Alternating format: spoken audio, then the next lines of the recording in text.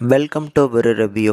இந்த வீடியோவில் நெட்வொர்க் அப்படிங்கிற ஒரு தெலுங்கு வெப்சீரிஸ் வந்து தமிழ் டப்பிங்கோட ஆகால வெளிவந்திருக்கு. இந்த வெப்சீரிஸ் எப்படி இருக்குங்கிறத டீட்டெயிலாக பார்த்துடலாம். இதில் இந்த வெப்சீரிஸோட கதைக்களத்தை பொறுத்தளவுக்கு ஒரு குறுகிய ஒரு சில கதாபாத்திரங்களோட லைஃப்பில் வந்து இந்த ஸ்மார்ட் ஃபோன் இப்போ என்னெல்லாம் பண்ண போகுது அப்படிங்கிறத சுற்றி பிளான் பண்ணியிருப்பாங்க. நம்ம ஸ்ரீகாந்தை பொறுத்தளவுக்கு இந்த ஆன்லைனில் ரம்மியை விளாண்டு அதில் காசை இழந்திருப்பாப்புல. இந்த காசை வந்து பார்த்திங்கன்னா சரி கட்டுறதுக்காக தன்னோட நண்பர்களில் யார்ட்டையாவது வந்து பார்த்திங்கன்னா கடனையாவது வாங்கி இந்த காசை சரி கட்டிடலாம், அதுக்கப்புறம் இந்த பிரச்சனையை பார்த்துக்கலாம் அப்படின்னு நினைக்கும் போது தான் இவருக்கு மைண்டில் வந்து இந்த கிட்னாப் பார்த்தீங்கன்னா ஒரு ஐடியா மைண்டில் வருது.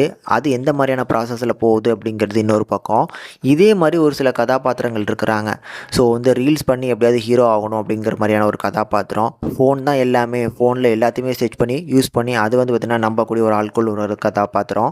இப்படி எல்லா கதாபாத்திரங்களுக்குமே இப்போ இந்த நெட்வொர்க்கை நம்பி இருக்கக்கூடிய ஒரு சுச்சுவேஷனில் நெட்வொர்க் ஜாம் ஆகுது. இதுக்கப்புறம் இந்த வெப்சீரிஸில் என்னெல்லாம் நடக்குது அப்படிங்கிறது தான் இந்த வெப்சீரிஸோட ஹைலைட்டு.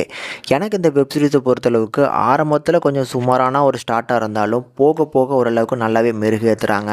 இதில் ஃபஸ்ட் எபிசோடை பொறுத்தளவுக்கு ஒவ்வொரு கேரக்டர்ஸோட இன்ட்ரோ மாதிரி தான் இருக்கும். நம்ம ஸ்ரீகாந்த் வந்து பார்த்திங்கன்னா எப்படி இந்த ரம்மியில் வந்து காசை இழக்கிறாரு அப்படிங்கிற மாதிரியான போர்ஷன். இன்னொரு ஆள் வந்து பார்த்திங்கன்னா ஃபோனையே டிபெண்ட் பண்ணி அந்த ஃபோனில் இருக்கக்கூடிய லொக்கேஷனை நம்பி போகக்கூடியது, ஃபோனே எந்த நேரம் நம்பாத அப்படிங்கிற மாதிரி அவங்க அப்பா அட்வைஸ் பண்ணுறது, இந்த மாதிரி நிறைய விஷயங்களை வந்து பார்த்திங்கன்னா இன்ட்ரோவாக காமிச்சிருப்பாங்க ஃபஸ்ட் எபிசோடில்.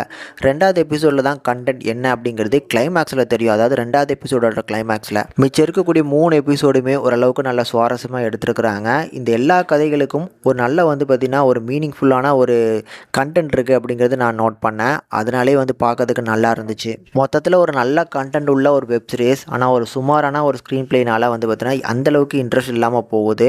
கொஞ்சம் விறுவிறுப்பாக பிஜிஎம்ஸ் அது இதுன்னு சொல்லி மிரட்டி விட்டுருந்தாங்க அப்படின்னா இந்த வெப் சீரிஸோட கண்டென்ட்டே வந்து பார்த்திங்கன்னா சூப்பராக எடுக்கலாம். ஆனால் அந்தளவுக்கு ஹேண்டில் பண்ணல அப்படிங்கிறது என்னோட பாயிண்ட் ஆஃப் வியூ. ஆனால் கண்டிப்பாக ஒரு ஒன் டைம் ட்ரை பண்ணலாங்க.